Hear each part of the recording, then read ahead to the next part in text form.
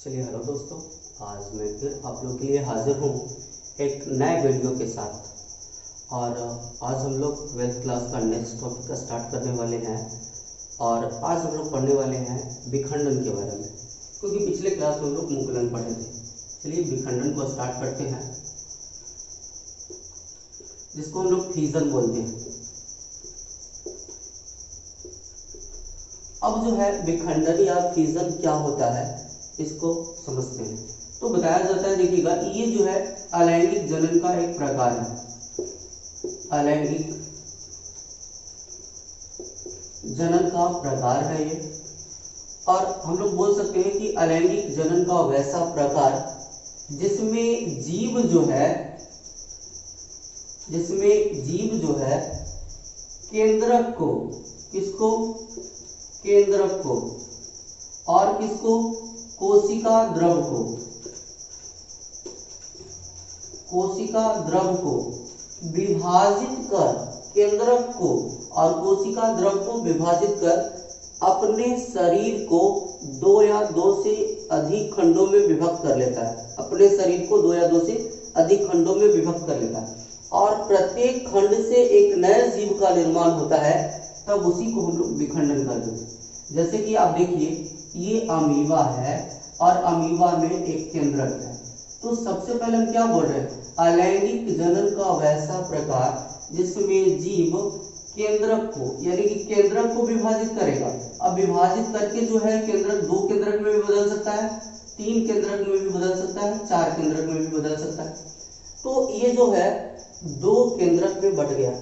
अब इसके बाद जब दो केंद्रक का निर्माण हो जाता है, अब इसके अंदर जो है कोशिका द्रव होता है। अब ये धीरे धीरे अमीबा जो है कोशिका द्रव को भी दो भागों में बांट देता है या बांट लेता है।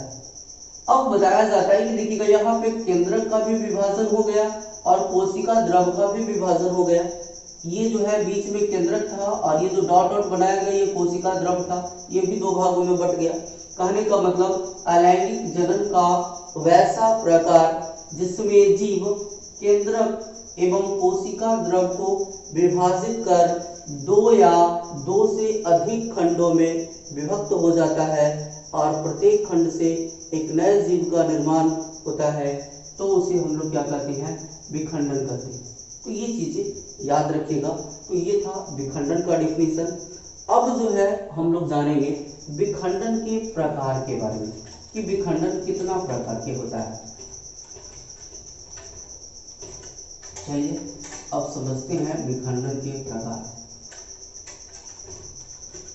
देखिएगा, विखंडन दो प्रकार के होता है। एक को बोलते हैं द्विविखंडन और दूसरा को बोलते हैं बहुविखंडन।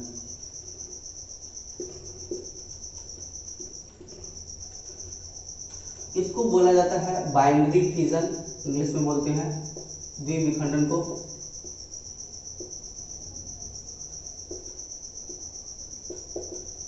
और इसको बोलते हैं मल्टीपल फिजन।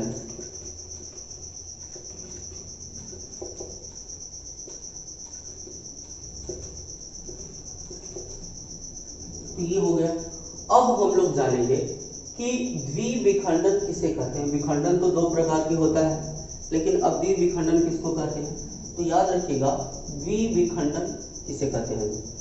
देखिएगा, हम लोग बोलेंगे ये जो है विखंडन का प्रकार है, इसलिए बोल सकते हैं विखंडन का वैसा प्रकार जिसमें जीव अपने शरीर को मात्र दो खंडों में विभक्त करता है, मात्र दो खंडों में विभक्त करता है, तो उसे हम लोग कहते हैं द्विविखंडन। क्या कहते हैं, द्विविखंडन। अब ध्यान दीजिएगा, जैसे कि यहाँ पे देख लीजिए, ये अमीबा है। अब ये अमीबा मात्र अपने शरीर को दो ही भाग में बांटेगा, तब उसको द्विविखंडन कहेंगे। इसका नाम से भी पता चला, द्विविखंडन, या द्वि का मतलब दो, यानी कि इसमें जो जीव है वो अपने शरीर को दो भागों में ही बांटेगा। ये चीजें याद रखना है। अब यहाँ पर हम लोग ये समझते हैं कि द्विविखंडन होता किसमें है। तो द्विविखंडन बहुत सारे जीवों में होता है, जैसे कि अमीबा का नाम सुने होंगे, पैरामीशियम का नाम सुने होंगे, यूग्लिना का नाम सुने होंगे। तो ये सारे जीवों में जो है द्विविखंडन होता है। तो चलिए आगे बढ़ाते हैं द्विविखंडन को। और बात करते हैं कि द्विविखंडन के भी प्रकार होता है क्या? तो जी हाँ, द्विविखंडन का भी प्रकार होता है और यह जो है मेनली रूप से 4 प्रकार के होता है। अब ध्यान से समझिएगा कौन कौन जो है द्विविखंडन का प्रकार है और इसके एग्जाम्पल से ही प्रश्न आता है और इस साल भी एक प्रश्न इससे आया था। चलेगा, और सबसे पहला जो प्रकार है द्विविखंडन का उसको हम लोग बोलते हैं अनियमित द्विविखंडन, या इधर लिख लीजिए द्विविखंडन। ये हो गया अनियमित द्विविखंडन। दूसरा क्या हो गया? तो दूसरा जो है उसको बोलते हैं अनुदैर्ध्य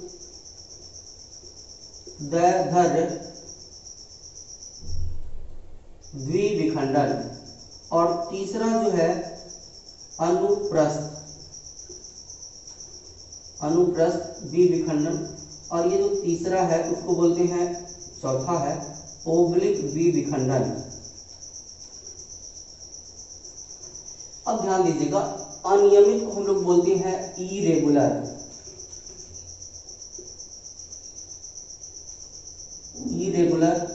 बाइनरी फिजन।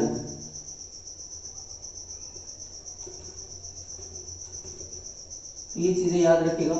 और ये जो है अनुदैर्ध्य, इसको हम लोग बोलते हैं लॉन्गिट्यूडिनल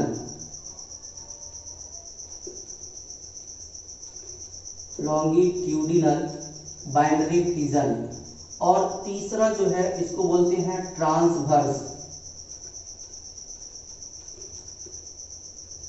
ट्रांसवर्स बाइनरी फिजन और तीसरा जो है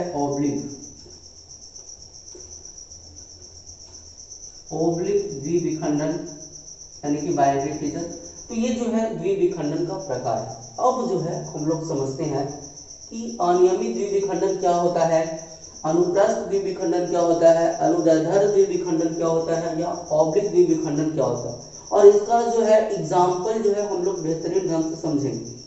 अब ध्यान दीजिएगा, अनियमित द्विविखंडन किसको कहते हैं, इसका डिफिनीशन जो है अगर एक का समझ गए तो आप जो है चारों का डिफिनीशन आप आसानी से लिख सकते हैं। इसलिए जो है पहले ध्यान दीजिएगा एक डिफिनीशन के ऊपर में। सबसे पहले अनियमित द्विविखंडन को हम लोग समझते हैं। तो देखिएगा, अनियमित द्विविखंडन होता किसमें है, तो खास करके अनियमित द्विविखंडन जो है अमीबा में होता है। अब क्यों होता है अमीबा में और किसको कहते हैं अनियमित द्विविखंडन, आइए समझते हैं। देखिएगा, ये जो है ये द्विविखंडन का प्रकार है, इसलिए हम लोग बोलेंगे वैसा द्विविखंडन जिसमें जीव अपने शरीर को किसी भी स्थान से 2 भागों में बांट लेता है। इसका कोई निश्चित स्थान नहीं है कि यहीं से अपने शरीर को 2 भागों में बांटे, किसी भी स्थान से जो है अपने शरीर को 2 भागों में बांट लेता है, तो उसी को बोलते हैं अनियमित द्विविखंडन। और ये अनियमित द्विविखंडन जो है होता है अमीबा में। इसका मात्र एक ही एग्जाम्पल है, सबका एक ही एग्जाम्पल बताएंगे हम। तो ये चीजें याद रखिएगा, अनियमित द्विविखंडन किसमें होता है, तो अमीबा में होता है। और इसमें क्या बताया डेफिनेशन कि वैसा द्विविखंडन जिसमें जीव अपने शरीर को किसी भी स्थान से 2 भागों में बांट लेता है, तो उसको हम लोग बोलते हैं अनियमित द्विविखंडन। और अनियमित द्विविखंडन अमीबा में होता है। चलिए, उसी प्रकार से अनुदैर्ध्य यानी कि लॉन्गिट्यूडिनल बाइनरी फिजन के बारे में जानते हैं। इसका मतलब होता है लंबवत द्विविखंडन। लंबवत द्विविखंडन होता है यूग्लिना में खास करके। इसका एग्जांपल याद रखिएगा। इसका जो है आपका एग्जांपल बताया गया अमीबा। और इसका जो एग्जांपल है यूग्लिना। और यूग्लिना में जो है द्विविखंडन होता है। देखिएगा, इस प्रकार से यूग्लिना होता है और यूग्लिना जो है लंबवत रूप से इस प्रकार से अपने शरीर को 2 भागों में बांट लेता है पहले, और इसका केंद्रक भी जो होता है 2 भागों में बढ़ जाता है, और फिर धीरे धीरे यह भी जो है यूग्लिना का रूप ले लेता है। इस प्रकार से ये यूग्लिना बन गया।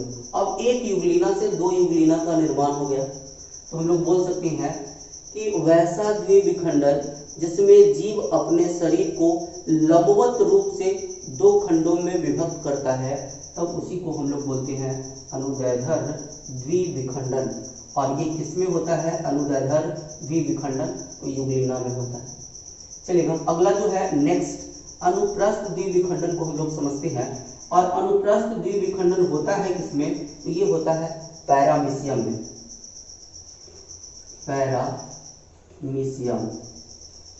अब ध्यान दीजिएगा, पैरामीशियम में होता है अनुप्रस्थ द्विविखंडन। और पैरामीशियम जो है चप्पल के आकार का होता है, इस प्रकार से होता है। इसका पूरा शरीर पर जो है सिलिया पाया जाता है, इस प्रकार से। अब ध्यान दीजिएगा, ये अनुप्रस्थ अक्ष से अपने शरीर को यानी कि इस प्रकार से विभाजित कर रहा था, इसको हम लोग लंबवत विभाजन यानी कि अनुदैर्ध्य द्विविखंडन बोल रहे थे। लेकिन जब कोई जीव अपने शरीर को इस रूप से जो है दो भागों में बांट लेता है, यानी कि अनुप्रस्थ अक्ष से अपने शरीर को दो भागों में बांटता है, तब उसको हम लोग बोलते हैं अनुप्रस्थ द्विविखंडन। यानी कि वैसा द्विविखंडन जिसमें जीव अपने शरीर को अनुप्रस्थ अक्ष से दो खंडों में विभक्त करता है, तो उसे हम लोग बोलते हैं अनुप्रस्थ द्विविखंडन। और अनुप्रस्थ द्विविखंडन इसमें होता है तो पैरामीशियम में होता है।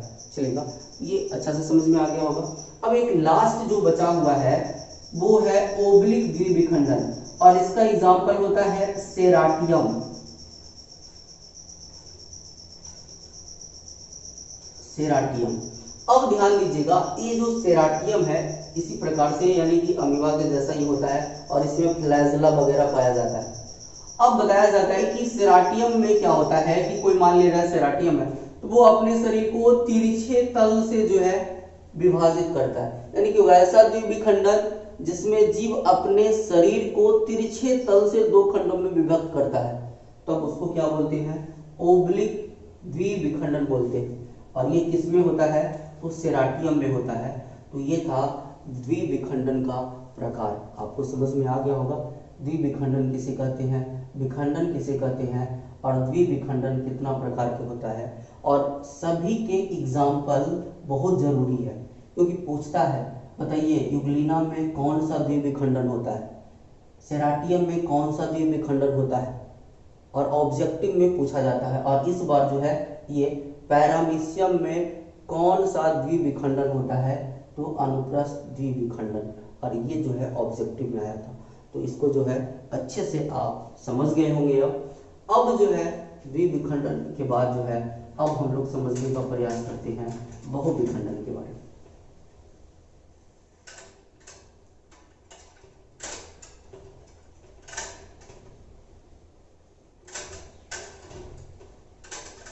चलेगा, आप लोग जो है सारे डेफिनेशन को कॉपी में लिखने का प्रयास कीजिए, उसके बाद ही जो है याद हो पाएगा, ऐसे तो याद होगा नहीं।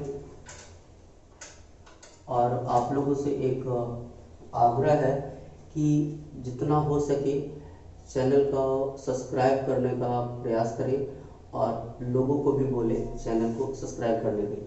चलिए छोड़िए, और अब हम लोग पढ़ते हैं बहुविखंडन के बारे में। देखिएगा, इसमें क्या था कि वैसा विखंडन जिसमें जीव, या विखंडन का वैसा प्रकार जिसमें जीव अपने शरीर को मात्र दो खंडों में विभक्त कर रहा था, तब उसको हम लोग द्विविखंडन बोल रहे हैं। लेकिन इसमें जो है हम लोग बोलेंगे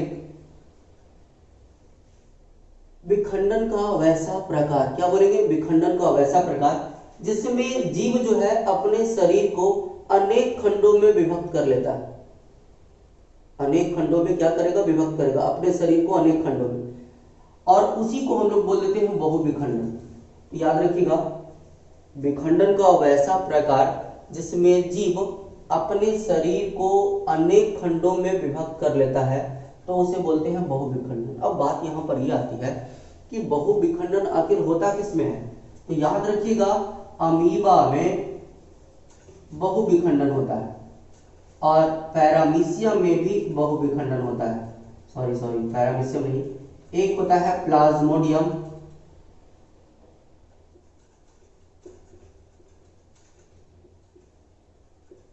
प्लाज्मोडियम में जो है बहुविखंडन होता है। और ये दो एग्जाम्पल है, एकदम इंपॉर्टेंट एग्जाम्पल है, बहुत बार पूछा गया भी है। अमीबा और प्लाज्मोडियम में जो है बहुविखंडन होता है। और प्लाज्मोडियम को हम लोग जो है मलेरिया परजीवी भी कह सकते हैं, मलेरिया परजीवी, तो ये चीजें याद रखिएगा। मलेरिया परजीवी है प्लाज्मोडियम। अब ध्यान दीजिएगा, मलेरिया परजीवी क्यों कहते हैं? क्योंकि मलेरिया जो है प्लाज्मोडियम के कारण ही होता है। यानी कि जब मादा एनोफ्लिस मच्छर काटता है तब प्लाज्मोडियम जो है मनुष्य के शरीर के रक्त में प्रवेश कर जाता है लार के द्वारा, और उसके बाद जो है उस व्यक्ति को जो है मलेरिया रोग उत्पन्न होता है, और यही प्लाज्मोडियम जो है पूरे शरीर में फैल जाता है। अब चलिए छोड़िए, अब यहाँ पे बात करते हैं अमीबा और प्लाज्मोडियम में जो है बहुविखंडन हो रहा है। अब हम लोग ये जानेंगे कि बहुविखंडन जो है अमीबा में कब होता है और कैसे होता है, इसको समझने का प्रयास करते हैं। लेकिन उससे पहले दो पॉइंट आप जान लीजिएगा। ये जो अमीबा है और प्लाज्मोडियम, ये दोनों में क्या हो रहा है? बहुविखंडन हो रहा है। लेकिन बताया जाता है कि प्लाज्मोडियम में बहुविखंडन जो है अनुकूल स्थिति में होता है। यानी कि जो प्लाज्मोडियम है,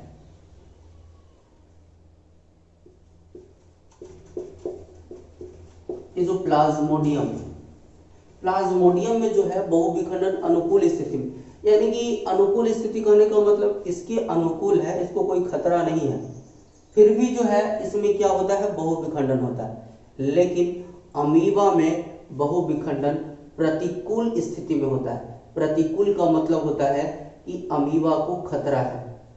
और यहाँ पे जो है ये दो लाइन जो बन रहा है कि प्लाज्मोडियम में बहुविखंडन अनुकूल स्थिति में होता है और अमीबा में बहुविखंडन प्रतिकूल स्थिति में होता है। चलिए अब हम लोग जानते हैं, क्वेश्चन भी लिख सकते हैं आप कि अमीबा में बहुविखंडन किस प्रकार होता है, वर्णन करें। ये क्वेश्चन हो जाएगा और यहाँ पे समझते हैं। देखिएगा, ये अमीबा है आपका,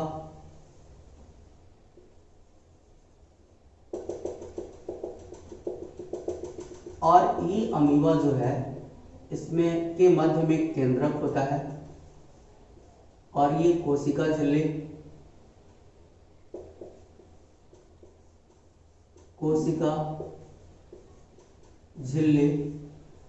और इसके बाद जो है ये आपका कोशिका द्रव हो गया,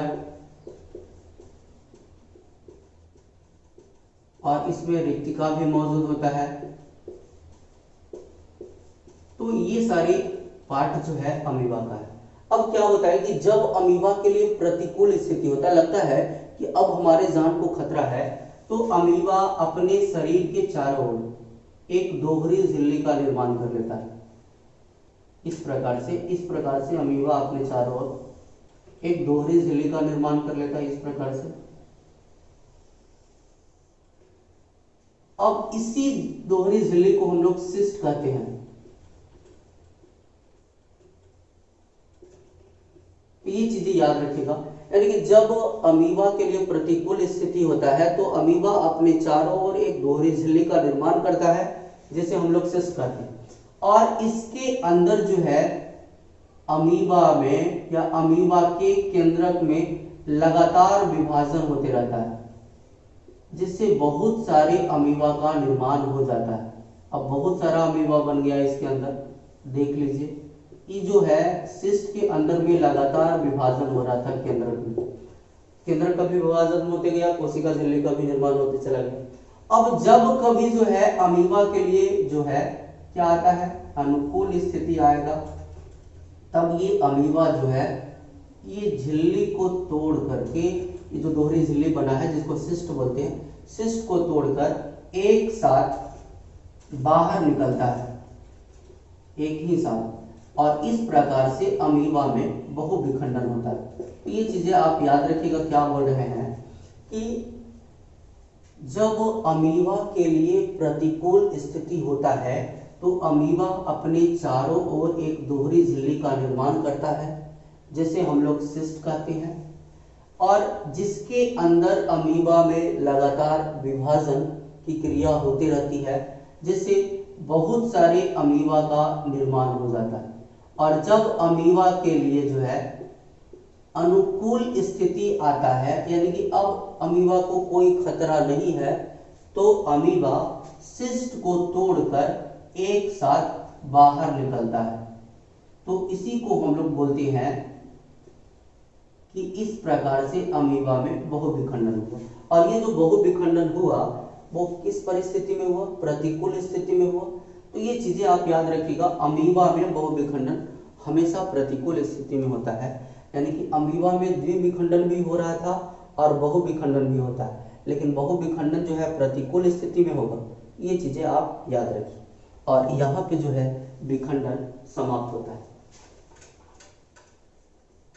चलिएगा आगे बढ़ते हैं। और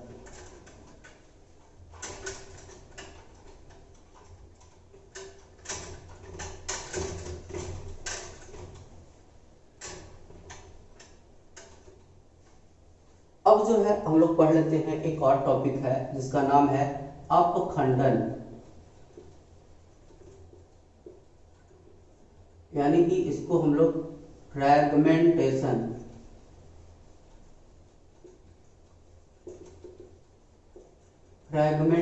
बोलते हैं। और ध्यान दीजिएगा, बताया जाता है कि अपखंडन किसको कहते हैं, तो हम लोग बोलेंगे अलैंगिक जनन का वैसा प्रकार, यानी कि यह भी जो है एक अलैंगिक जनन का प्रकार है। अलैंगिक जनन का वैसा प्रकार जिसमें जीव का शरीर जो है, जिसमें जीव का शरीर किसी कारण से जो है अनेक खंडों में विभक्त हो जाता है। अनेक